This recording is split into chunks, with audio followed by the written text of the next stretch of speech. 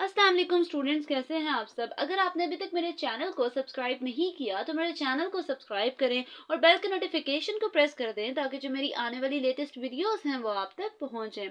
आज की जो मेरी वीडियो है ये मेरी इस चैप्टर की लास्ट वीडियो है, लेकिन अगर मुझे इसके जो रिमेनिंग 2 क्वेश्चंस हैं, क्वेश्चन नंबर 73 एंड 74, और इसके अलावा कुछ 2 क्वेश्चन सप्लीमेंट्री क्वेश्चंस के मतलब इससे जो प्रीवियस थे वो भी मैंने स्किप किए हैं। वो सिर्फ इसलिए कि मेरे पास उनके सॉल्यूशंस अवेलेबल नहीं है। जैसे ही मुझे उनके सॉल्यूशंस कहीं से भी मिल जाते हैं तो मैं उनकी भी इंशाल्लाह वीडियोस बना के अपलोड कर दूंगी। लेकिन अगर जो अब ये वाली मेरी वीडियो है ये इस चैप्टर की लास्ट वीडियो है, इसके बाद मैं किसी और चैप्टर की वीडियो अपलोड करूंगी। हो सकता है, माइट भी पॉसिबल यही चैप्टर हो, मतलब यही बुक हो, या फिर बुक चेंज भी कर सकती हूँ। मतलब ये है कि दो दो बुक्स का इकट्ठा कोशिश करूंगी कि कंबाइन करके जो है उनकी वीडियोस बनाना स्टार्ट करूँ। तो जो आज की मेरी वीडियो है उसमें मैं क्वेश्चन नंबर 71 को एक्सप्लेन करूंगी और 72 को एक्सप्लेन करूंगी। तो सबसे पहले क्वेश्चन नंबर 71 की स्टेटमेंट को रीड कर लेते हैं। स्टेटमेंट में क्या लिखा है, प्रूव करना है हम लोगों ने। अगेन ट्रिपल इंटीग्रल वॉल्यूम को रिप्रेजेंट करता है, del phi dot A d V is equal to double integral surface को रिप्रेजेंट कर रहा है, phi of A dot n d S minus triple integral V phi del dot A d V. मतलब क्या है कि हम लोगों ने अगेन ये हमारे पास कोई टर्म दे दी है और उसने कहा कि इस चीज़ को प्रूव करें। अब इसको प्रूव करने के लिए क्या करेंगे, सबसे पहले जब इसका सोल्यूशन स्टार्ट करेंगे तो सोल्यूशन में लिखेंगे एज वी नो दैट, कि जैसे कि हमें पता है हर जो भी हम लोगों ने क्वेश्चन किया उसमें ये सारे फॉर्मूलाज यूज़ किए गए हैं। अच्छा, जो ये जो क्वेश्चंस है कुछ जो मैंने अभी तक वीडियो में अपलोड नहीं किए गए वो मुझे लगता है उसका रीज़न ये है कि उसमें ये थ्योरम्स यूज़ नहीं हो रहे। तो बेसिकली जो आपका चैप्टर है उसमें तीनों चैप्टर का नेम ही क्या है कि ये तीनों थ्योरम्स यूज़ होंगे, वो इन तीनों से रिलेटेड नहीं है, शायद इसलिए इनके सॉल्यूशंस नहीं मुझे मिल रहे। तो इंशाल्लाह पूरी कोशिश है कि उसके सॉल्यूशंस मिल जाएं, देन मैं उसकी वीडियो भी बना के अपलोड कर दूंगी। तो इस क्वेश्चन में अगर देखें तो क्या आएगा, बाय डाइवर्जेंस थ्योरम। अगेन हम लोगों ने डाइवर्जेंस थ्योरम का फॉर्मूला लिखना है। क्वेश्चन देख के ही पता चलेगा कि डाइवर्जेंस थ्योरम है, क्योंकि सरफेस और वॉल्यूम का जो है वो रिलेशन हम लोगों ने बनाना है। तो मैंने क्या किया, B dot n d S is equal to triple integral V dot del dot B d V. मतलब ये हमारे पास डाइवर्जेंस थ्योरम का फॉर्मूला था और वो मैंने फॉर्मूला लिख दिया है। इसके बाद मैं क्या करूंगी, लिखूंगी take B is equal to phi A. मतलब हम लोगों ने जो मेरे पास डाइवर्जेंस थ्योरम का फॉर्मूला है इसकी जगह क्या करना है, फाई ए लिख देना है, where phi is a scalar function. कि हमारे पास जो फाई है वो क्या है, कोई सा भी स्केलर फंक्शन है। ठीक है, तो जहां जहां अब जो मेरे पास डाइवर्जेंस थ्योरम का फॉर्मूला लिखा गया है ग्रीन मार्कर से, उसमें बी की जगह मैं क्या लिख दूंगी, फाई ऑफ ए, मतलब फाई ए लिख दिया जाएगा। जब मैं ये लिख लूंगी तो जो मेरे पास फॉर्मूला है वो कुछ इस तरह से लिखा जाएगा। ये देखें जी, अब जो फॉर्मूला है वो कुछ इस तरह से बनेगा, phi A dot n d S is equal to triple integral V del dot phi A d we.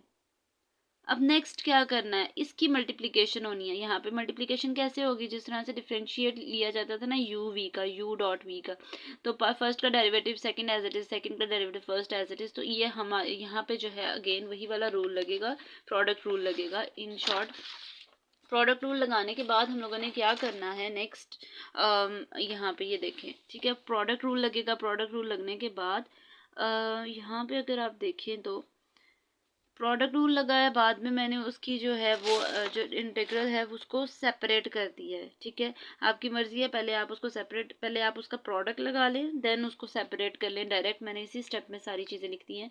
आप इसको 2 स्टेप में भी कन्वर्ट कर सकती हैं कि पहले आप इसका प्रोडक्ट रूल लें, ठीक है, मतलब इसका दोनों का प्रोडक्ट लें और देन उसका जो इंटीग्रेशन वाले जो सिंबल्स हैं इंटीग्रल वाले वो सेपरेट कर दें। फिर मैंने क्या करना है, लास्ट पे अगर मेरे पास क्या है, लेफ्ट साइड पे मैंने ये चीज़ रखनी है, ये इसी साइड पे रहेगी, ये दूसरी साइड पे चल जाएगी, तो ये इधर प्लस हो रही है, दूसरी साइड पे माइनस हो जाएगी। और जो चीज़ हम लोगों ने प्रूव करनी थी वो प्रूव हो गई है। लास्ट पे आप हेंस प्रूव्ड भी लिख सकते हैं या फिर विच इज़ रिक्वायर्ड भी लिख सकते हैं। ठीक है, ये देखें जी, जो चीज़ हम लोगों ने, अगर ये क्वेश्चन आप अगेन देखें तो मैंने जो चीज़ प्रूव करनी थी वो प्रूव हो चुकी है। ये तो था क्वेश्चन नंबर मेरे पास 71। अब इसके बाद 72 जो क्वेश्चन है उसकी स्टेटमेंट को रीड कर लेते हैं। स्टेटमेंट में क्या लिखा है, let r be the position vector of any point relative to an origin O. क्या कह रहे हैं कि हमारे पास इस तरह से ये मेरे पास कोई ओरिजिन है, ठीक है, इस पॉइंट से ओरिजिन वाले पॉइंट को और से रिप्रेजेंट कर रहे हैं और वो कह रहे हैं इस तरह से एक पोजीशन वेक्टर है और उसको आर कहा जा रहा है।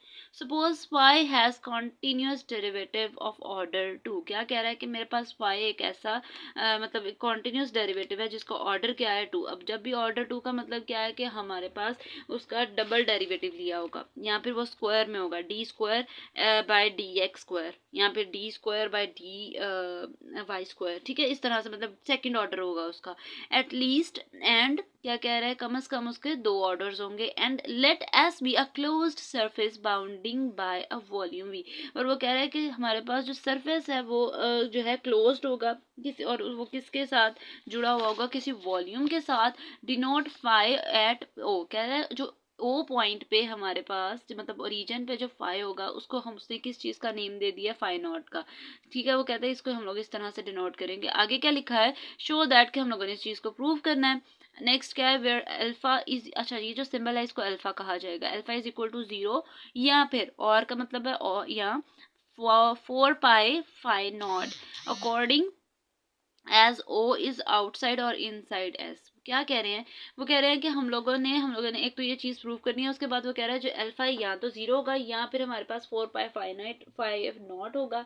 आगे उसने लिख दिया है कि ये किसके अकॉर्डिंग होगा, या तो वो आउटसाइड होगा या वो इनसाइड होगा। ठीक है, जो हमारे पास जो है सरफेस है, या तो अगर सरफेस के इनसाइड पे देना है तो हमारे पास और मतलब अल्फा 0 रखेंगे, या फिर अगर आउटसाइड है तो अल्फा 0 रखेंगे, लेकिन अगर इनसाइड है तो अल्फा 4 पाई फाइव नॉट रख देंगे। ठीक है, इस तरह से उसने कुछ जो है वो स्टेटमेंट बनाई है। अब सबसे पहले हम लोगों ने लेट कर लेना है ए मेरे पास क्या है 1/r del phi minus phi del 1/r। ठीक है, अगर किसी स्टूडेंट को ये चीज़ याद नहीं होती तो वो ये चीज़ को पूरी को ए लेट करेगा।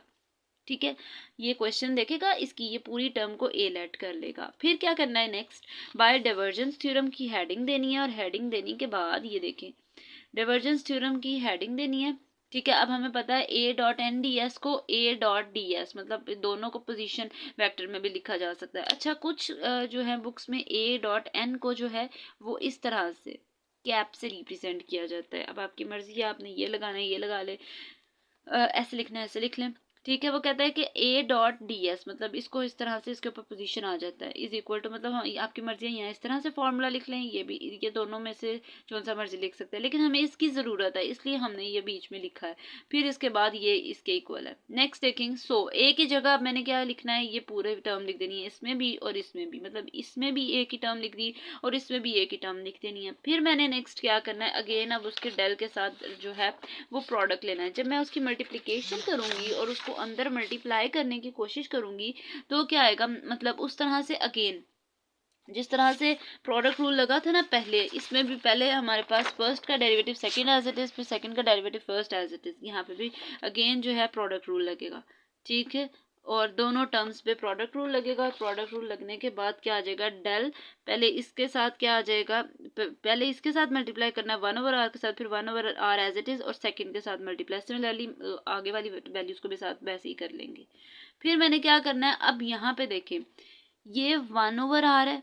ठीक है, ये देखिए ये प्लस में है, प्लस 1/r है, और यहाँ पे ये देखें मतलब क्या है, यहाँ पे 1/r डेल, ये देखें डेल 1/r डेल फाई। ठीक है, और यहाँ पे हम क्या करेंगे, इसकी कटिंग हो जाएगी इसके साथ, डेल फाई डेल, ये देखें ये पहले लिखा गया ये बाद में, इसकी इसके साथ कटिंग हो जाएगी तो यहाँ पे आएगा 1/r del square phi minus phi del del और 1/r। ठीक है, अब इसको अगेन हम स्क्वायर बना लेंगे।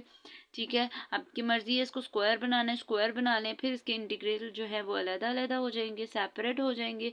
अब जो पूरी टर्म है ना इसका माइनस बाहर नहीं गया, क्योंकि हम लोगों ने प्रूफ में ये चीज़ बताई है कि हम लोगों ने उसको प्लस में ही रखना है। ठीक है, उसने कहा इस पूरी टर्म को, ये जो हमारे पास इंटीग्रल के अंदर नेगेटिव साइन का सारा सिंबल है, इसको सिर्फ 0 का जो है लेट कर लिया है। क्यों 0 रखा है, क्योंकि जब मैं इसको सिंप्लीफाई करूँगी तो इसका आंसर 0 आएगा। लेकिन हम लोगों ने प्रूफ क्या करना था कि इसको अल्फ़ा रखना था, तो मैंने उसकी जगह उसको अल्फ़ा रख लिया। आगे उन्होंने लास्ट पे सिर्फ लिख दिया है where alpha is equal to, वो कह रहे हैं या तो अल्फ़ा को आप ये रखा है, ठीक है, और वो 0 के इक्वल है, या फिर 4 पाई फाई नॉट रख लें, ठीक है। तो हम लोगों ने जो चीज़ प्रूव करनी थी वो प्रूव ऑलरेडी हो गई है। ये तो एक्स्ट्रा वही अगेन जो क्वेश्चन में लिख रही थी वही चीज़ दोबारा लिख दी है। तो ये जो है आपका प्रूफ था, जो हम लोगों ने चीज़ प्रूव करनी थी वो प्रूफ हो गई है। ये थी जी आज की मेरी वीडियो। होपफुली आपको मेरी वीडियो अच्छी लगी होगी। अगर आपको मेरी वीडियो अच्छी लगे तो वीडियो को लाइक करें and don't forget to subscribe my YouTube channel. तो तब तक के लिए अल्लाह हाफिज़।